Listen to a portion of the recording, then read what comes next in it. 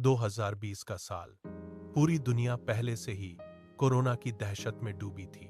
सड़कों पर सन्नाटा था और हर तरफ एक ही डर पसरा था। तभी वैज्ञानिकों की फाइलों में एक और नाम उभरा जिसने रातों रात सबकी नींद उड़ा दी। यह नाम था हंता वायरस। जब सोशल मीडिया पर इसके बारे में खबरें फैली तो लोगों की घबराहट कई गुना बढ़ गई। कोरोना के बीच एक और अदृश्य दुश्मन की आहट ने दुनिया भर के स्वास्थ्य विशेषज्ञों को सतर्क कर दिया। प्रयोगशालाओं में हलचल तेज हो गई और डेटा की जांच शुरू हुई। क्या यह कोई नया हमला था या फिर कोई पुराना साया जो फिर से लौट आया था? आम जनता के मन में बस एक ही सवाल था कि क्या कोरोना के बाद एक और महामारी का दौर शुरू हो गया है? हंता वायरस का नाम लेते ही दुनिया भर में एक नई बहस और अनिश्चितता का माहौल पैदा हो गया। यह वायरस कोई अनजान मेहमान नहीं था, बल्कि इतिहास के पन्नों में इसका खौफ पहले से दर्ज था। लोग अपनी खिड़कियां बंद कर रहे थे और अपने घरों के कोनों में छिपे खतरों के बारे में सोचने पर मजबूर हो गए थे। यह दहशत सिर्फ एक खबर नहीं थी, बल्कि आने वाले समय की एक बड़ी चेतावनी बन चुकी थी। इस वायरस का इतिहास 1950 के दशक के कोरियाई युद्ध की आग में छिपा है। मोर्चे पर तैनात सैनिक अचानक एक अजीब बीमारी का शिकार होने लगे। बिना किसी चोट के जवान कांपते हुए जमीन पर गिरते और उनके शरीर का तापमान तेजी से बदलने लगता। सैन्य डॉक्टरों के लिए यह एक पहेली थी। उन्होंने तुरंत फील्ड हॉस्पिटल में जांच शुरू की। खून के नमूनों को माइक्रोस्कोप के नीचे रखा गया और घंटों की मेहनत के बाद एक पैटर्न साफ हुआ। शोधकर्ताओं ने पाया कि सैनिक उन्हीं इलाकों में बीमार हो रहे थे जहां चूहों की संख्या बेतहाशा थी। वैज्ञानिकों ने उन चूहों को पकड़ा और उनके शरीर के सूक्ष्म अंगों की जांच की। लार, मूत्र और मल के नमूनों में उन्हें वही घातक वायरस मिला जो सैनिकों के शरीर में तबाही मचा रहा था। यह कोई नया हमला नहीं था, बल्कि दशकों से चूहों के भीतर पल रहा एक पुराना दुश्मन था। जैसे जैसे शोध आगे बढ़ा, यह साबित हो गया कि यह वायरस इंसानों के बीच नहीं, बल्कि चूहों की आबादी में पनपता है। जंग के मैदान की उस धूल और मिट्टी के बीच यह अदृश्य जीव चुपचाप अपना ठिकाना बदल रहा था। इतिहास की इस खोज ने यह साफ कर दिया कि हंता वायरस का असली स्रोत क्या है और क्यों यह दशकों तक वैज्ञानिकों की नजरों से बचा रहा। यह वायरस चूहों की लार, मूत्र और मल में पनपता है, लेकिन यह सीधे संपर्क से कहीं ज्यादा खतरनाक तरीके से फैलता है। जब चूहों का मल सूखता है तो वह बारीक कणों में बदल जाता है। ये कण हवा के साथ मिल जाते हैं। एक बंद कमरे की सफाई करते समय झाड़ू चलते ही यह अदृश्य धूल हवा में तैरने लगती है। इंसान सांस लेता है। वही दूषित धूल नाक के जरिए फेफड़ों में गहराई तक पहुंच जाती है। वायरस का यह सफर बेहद खामोश होता है। फेफड़ों की कोमल झिल्लियों में पहुंचते ही यह वायरस अपनी कोशिकाएं बनाना शुरू कर देता है। इंसान को पता भी नहीं चलता कि उसने हवा के साथ क्या भीतर ले लिया है। कोई दर्द नहीं, कोई संकेत नहीं। फेफड़ों के अंदर यह वायरस तेजी से अपनी संख्या बढ़ाता है। धीरे धीरे सांस की नली में भारीपन महसूस होने लगता है। शरीर का अपना सुरक्षा तंत्र इसे बाहरी दुश्मन मानकर प्रतिक्रिया देता है, जिससे फेफड़ों में सूजन आने लगती है। यह वह चरण है जहां सामान्य सांस लेना एक संघर्ष बन जाता है। धूल का एक छोटा सा झोंका, एक बंद कमरे का कोना और इंसान का एक सांस लेना ही इस घातक संक्रमण का जरिया बन जाता है। वायरस अब फेफड़ों में अपनी पकड़ मजबूत कर चुका है। समय अब 1993 का है। अमेरिका का फोर कॉर्नर्स क्षेत्र, जो अपनी सूखी और पथरीली जमीन के लिए जाना जाता था, उस साल वहां का मौसम पूरी तरह बदल गया। लगातार महीनों तक हुई मूसलाधार बारिश ने रेगिस्तानी परिदृश्य को ही बदल दिया। सूखी जमीन पर अचानक घास और झाड़ियां तेजी से उगने लगी। यह परिवर्तन एक अनचाहे खतरे को न्योता दे रहा था। प्राकृतिक भोजन की प्रचुरता ने चूहों की आबादी को एक नया मौका दिया। मक्का के खेतों और घरों के आसपास चूहों की संख्या देखते ही देखते हजारों गुना बढ़ गई। वे खेतों से निकलकर घरों के गोदामों, बेसमेंट और अंधेरे कोनों में घुसने लगे। जहां भी इंसान रहते थे वहां अब चूहों का मल और मूत्र जमा होने लगा था।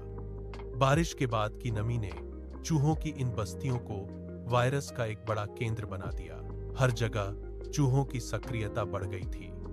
इंसान और चूहों के बीच की दूरी पूरी तरह खत्म हो चुकी थी। धूल भरी हवाएं अब और भी घातक हो गई थीं, क्योंकि उनमें चूहों के सूखे मल के कणों की मात्रा कई गुना बढ़ गई थी।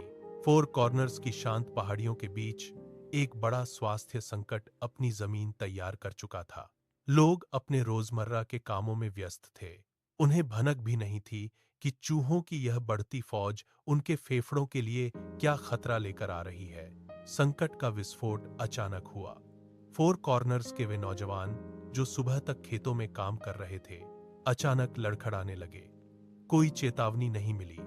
पहले हल्का बुखार आया, फिर मांसपेशियों में तेज खिंचाव शुरू हुआ, लेकिन असली खौफ कुछ घंटों बाद दिखा।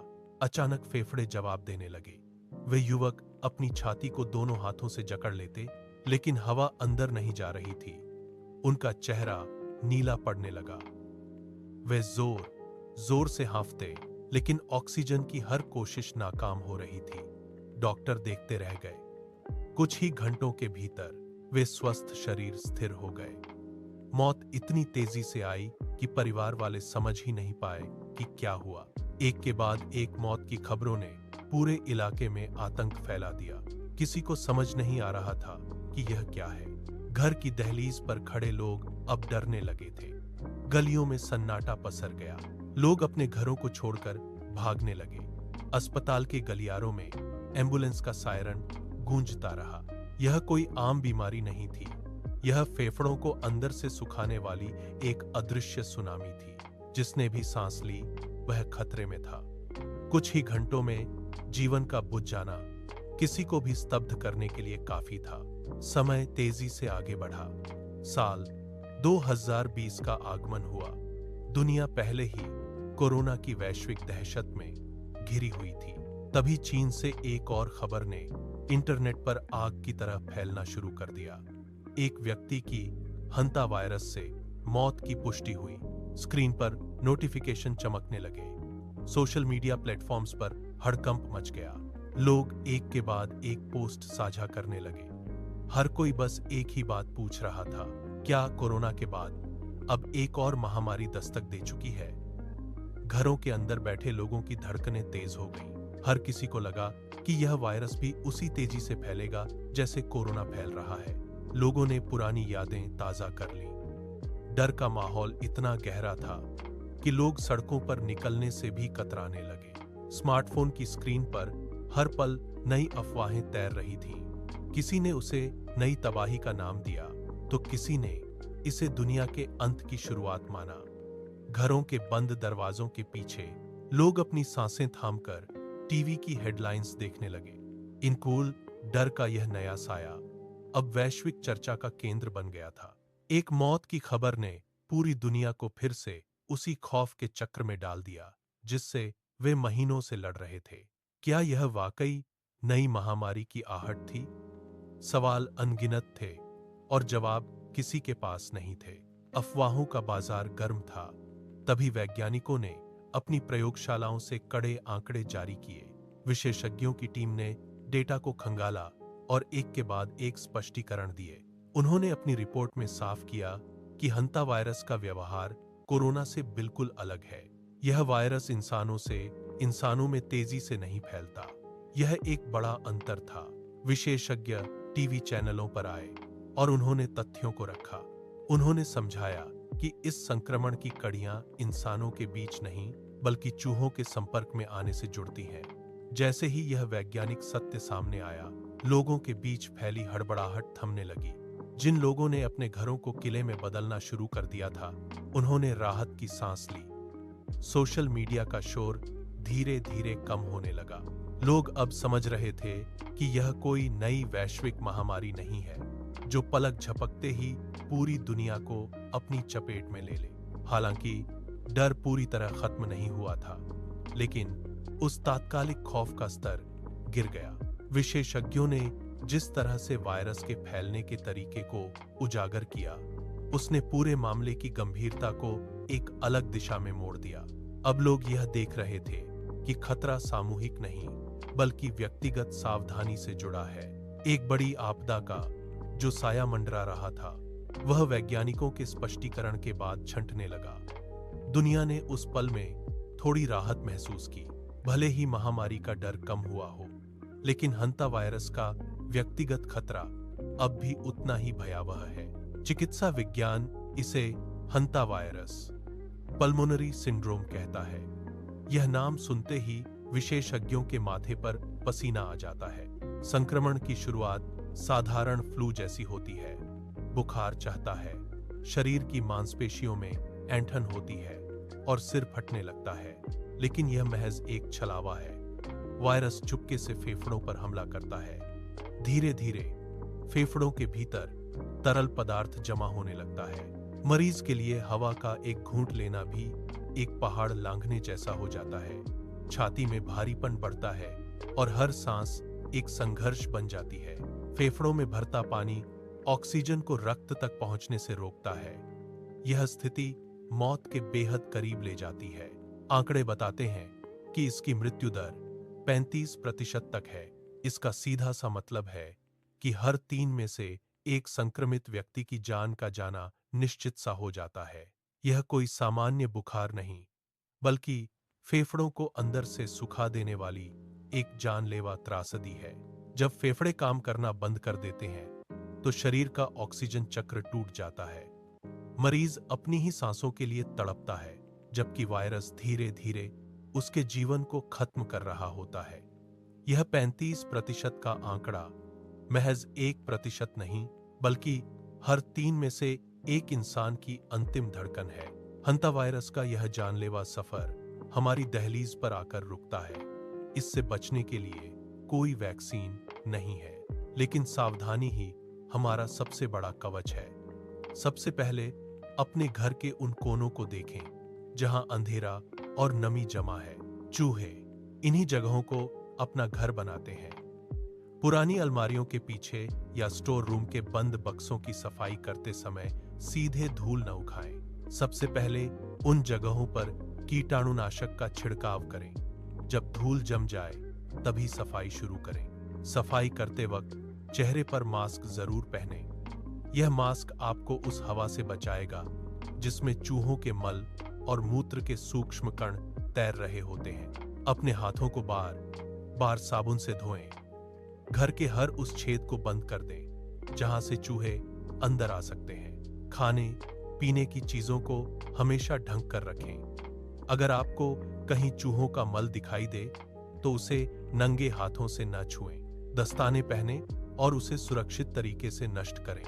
यह छोटी छोटी आदतें ही आपको उस 35% के आंकड़े से दूर रखती हैं। वायरस के खिलाफ यह लड़ाई किसी बड़े हथियार से नहीं, बल्कि सफाई और सतर्कता से जीती जाती है। अपने आसपास का वातावरण सुरक्षित रखें। याद रखें, आप अपनी स्वच्छता के जरिए ही उस अदृश्य खतरे को बाहर रोक सकते हैं। सावधानी का मतलब केवल डरना नहीं, बल्कि अपने रहने की जगह को सुरक्षित बनाना है। हंता वायरस केवल एक बीमारी नहीं, बल्कि एक चेतावनी है। हम जंगलों को काट रहे हैं, पहाड़ों को खोद रहे हैं और उन जगहों में घुस रहे हैं जो सदियों से जंगली जानवरों की थीं।